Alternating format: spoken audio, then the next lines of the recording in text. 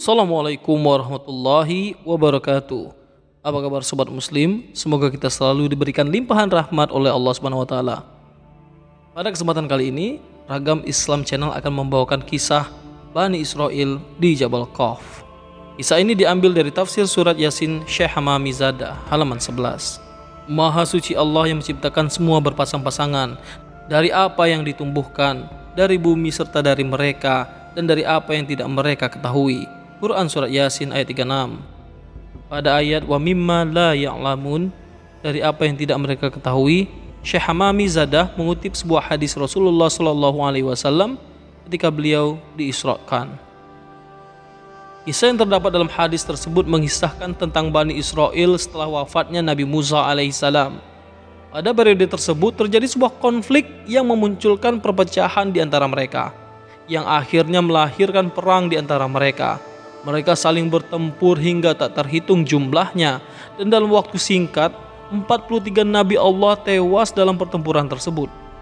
Kemudian Allah mengutus 200 pria yang sangat beribadah dan menolak kenikmatan duniawi untuk menyampaikan pesan kebaikan dan mencegah kejahatan. Namun sayangnya mereka juga tewas dalam pertempuran tersebut oleh Bani Israel. Akibatnya situasi umat pada saat itu menjadi sangat kacau, dengan saling tuduh-menuduh dan mengkafirkan satu sama lain. Salah satu kelompok dari Bani Israel tidak pernah terlibat dalam perayaan konflik dan perselisihan yang terjadi di antara Bani Israel saat itu. Mereka lebih memilih berjuang melawan hawa nafsu, menjauhi kebencian dan amarah, dan menghindari sikap merasa lebih unggul dari yang lain. Mereka juga menghindari terlibat dalam pertumpahan darah manusia. Sebagai gantinya, mereka menjauhi kelompok-kelompok yang terlibat dalam pertikaian tersebut. Akhirnya mereka sampai di tepi pantai di sebuah lautan dan mulai memohon doa kepada Allah Subhanahu wa taala yang merupakan zat yang nyata, pasti pertolongannya, pasti kebenarannya, dan pasti pengetahuannya. Kelompok ini berdoa agar mereka diselamatkan dari kekacauan yang melanda kaum mereka. Ketika mereka sedang dalam keadaan berdoa dan merendahkan diri di hadapan Allah SWT, tiba-tiba muncul sebuah lubang yang sangat besar di bawah mereka, sehingga mereka semua terjatuh ke dalam lubang tersebut. Mereka terperangkap di dalam lubang tersebut selama 18 bulan lamanya, mencari jalan keluar. Akhirnya mereka keluar di suatu tempat di antara gunung Qaf yang dikenal karena warnanya yang putih keperak-perakan dan kilaunya seperti kilau kaca. Mereka tinggal di tempat tersebut dan untuk waktu yang hanya Allah yang mengetahuinya, dan keberadaan mereka tidak diketahui oleh seluruh penduduk bumi di luar kelompok mereka. Demikian pula mereka tidak mengetahui keberadaan manusia lain di luar tempat tersebut. Selanjutnya ketika peristiwa Isra dan Mi'raj Nabi Muhammad SAW, beliau dipertemukan oleh Allah dengan mereka. Rasulullah SAW ditunjukkan oleh Allah Subhanahu wa taala kepada suatu tempat yang tidak diketahui oleh hamba-hamba Allah yang lainnya, yang berada di antara pegunungan Jabal Qaf, sebuah tempat yang putih keperak-perakan serta berkilauan seperti kaca. Ketika Rasulullah SAW dipertemukan dengan segolongan orang dari Bani Israel yang diselamatkan Allah Subhanahu wa taala dari kerusakan kaumnya tersebut, mereka menyambut kedatangan Rasulullah SAW seraya memuji kepada Allah Subhanahu wa taala. Segala puji bagi Allah yang telah mengizinkan kami memandang wajahmu ya Muhammad.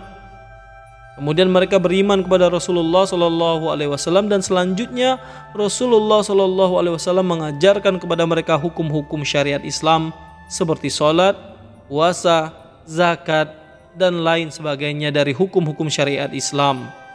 Mereka berkata kepada Rasulullah SAW bahwasanya ketika Nabi Musa alaihissalam masih ada bersama leluhur mereka, Nabi Musa alaihissalam berwasiat kepada leluhur mereka agar nanti ketika mereka atau anak cucu mereka kelak dipertemukan dengan Nabi akhir zaman yang menjadi penutup para Nabi dan Rasul untuk menyampaikan salamku kepada Nabi akhir zaman tersebut, yakni Nabi Muhammad SAW. Setelah itu Rasulullah SAW berkeliling melihat perkampungan mereka. Maka Rasulullah SAW melihat bahwa rumah-rumah mereka tidak memiliki pintu, dan beliau menanyakan sebabnya kenapa bisa seperti itu. Mereka pun menjawab bahwasanya tidak ada di antara mereka perasaan khawatir satu sama lain, sehingga tiadalah perlu rumah untuk memiliki penutup pintu. Rasulullah Shallallahu Alaihi Wasallam pun melihat bahwa tembok atau dinding rumah-rumah mereka sama ratanya. Tiada perbedaan antara rumah satu dengan lainnya. Beliau menanyakan sebabnya tersebut. Maka mereka menjawab bahwasanya kami merasa sama di dalam hati kami. Selanjutnya Rasulullah Shallallahu Alaihi Wasallam bertanya berkenaan masjid yang jaraknya jauh dari rumah-rumah mereka. Mereka menjawab bahwasanya balasan kebaikan orang yang mendatangi masjid yang jauh lebih utama daripada orang yang mendatangi masjid yang dekat. Rasulullah Shallallahu Alaihi Wasallam juga bertanya berkenaan kuburan mereka yang lokasinya di depan pintu rumah-rumah mereka. Kenapa sebabnya? Mereka menjawab bahwasanya agar selalu mengingatkan kami kepada tempat kembali, sehingga kami tidak terpengaruh dan tersibukkan oleh dunia, dan kami tidak lupa kepada kematian. Rasulullah Shallallahu Alaihi Wasallam bertanya kembali, kenapa mereka terlihat tidak pernah tertawa? Mereka pun menjawab bahwasanya tertawa bisa menyebabkan hitamnya hati, oleh sebab itu kami tidak suka tertawa.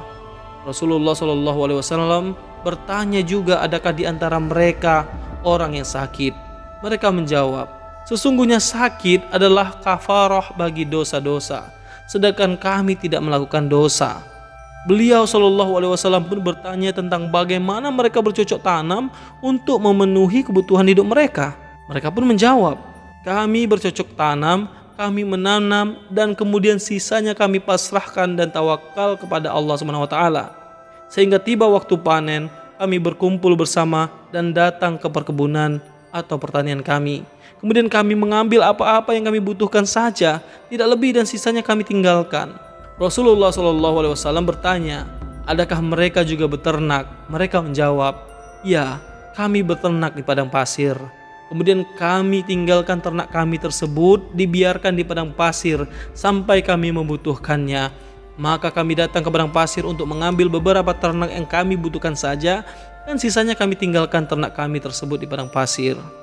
Kemudian Rasulullah Shallallahu Alaihi Wasallam bertanya berkenaan keadaan wajah-wajah mereka yang berwarna kekuning-kuningan dan pucat, sedangkan tiada di antara mereka orang-orang yang sakit. Mereka menjawab bahwasanya inilah wajah yang senantiasa takut dengan kematian.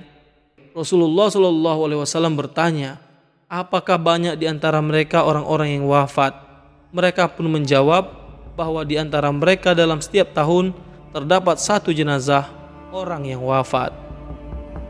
Inilah orang-orang yang lebih memilih untuk berjuang melawan dorongan hawa nafsu daripada terlibat dalam pertumpahan darah manusia, meracuni hati mereka dengan rasa benci dan kemarahan, serta mencemarkan bahasa mereka dengan kata-kata kasar dan kutukan. Sebagai hasilnya, Allah Subhanahu wa Ta'ala menghormati mereka dengan menempatkan mereka di antara hamba-hambanya yang berbahagia, bukan hanya dengan memberikan mereka surga di akhirat, tetapi juga memberikan mereka kebahagiaan di dunia ini atas berkatnya. Demikian sebuah kisah tentang Bani Israel di Jabal Qaf. Semoga kisah ini menjadi pelajaran dan hikmah bagi kita semua. Assalamualaikum warahmatullahi wabarakatuh.